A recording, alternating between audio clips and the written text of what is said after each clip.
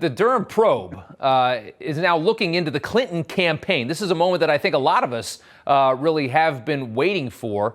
Give us your thoughts. Where does this take us? Where does this lead?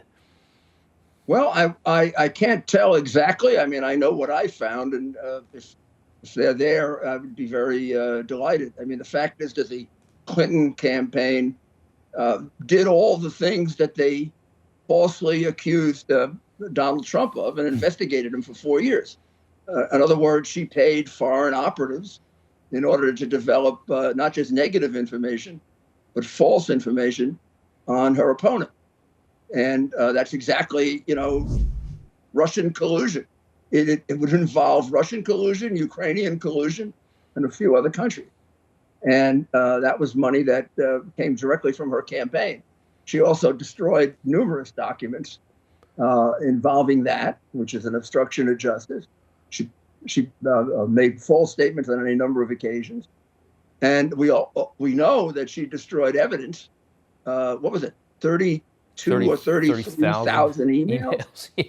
During the pendency of an investigation, which is almost an automatic obstruction of justice charge and conviction. Yeah. So, I mean, Hillary Clinton would be a field day for a prosecutor that had the courage to prosecute her.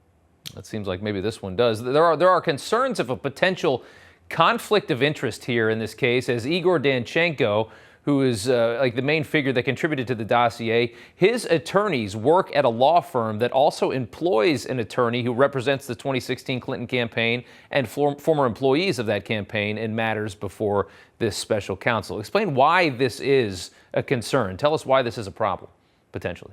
Well, I mean, conflict of interest means something that can create the appearance of a conflict of interest, not just the conflict itself. Yeah. And it creates the appearance that they are going to do whatever they can to prevent him from cooperating against their other client, or cooperating against the Democrats, or cooperating against Hillary Clinton.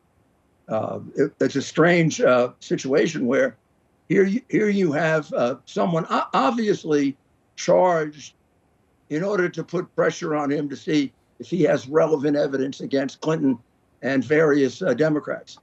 And now you have the same law firm that represents some of them representing him.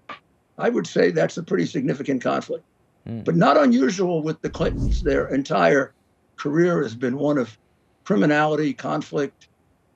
They really are a disgrace to this country. Any indication? I mean, I don't know these things too well. I assume you've got more experience watching how these develop. How long do you think this takes for us to get, everybody's just dying to get some juice on this, to figure out what's happening here before we get some answers?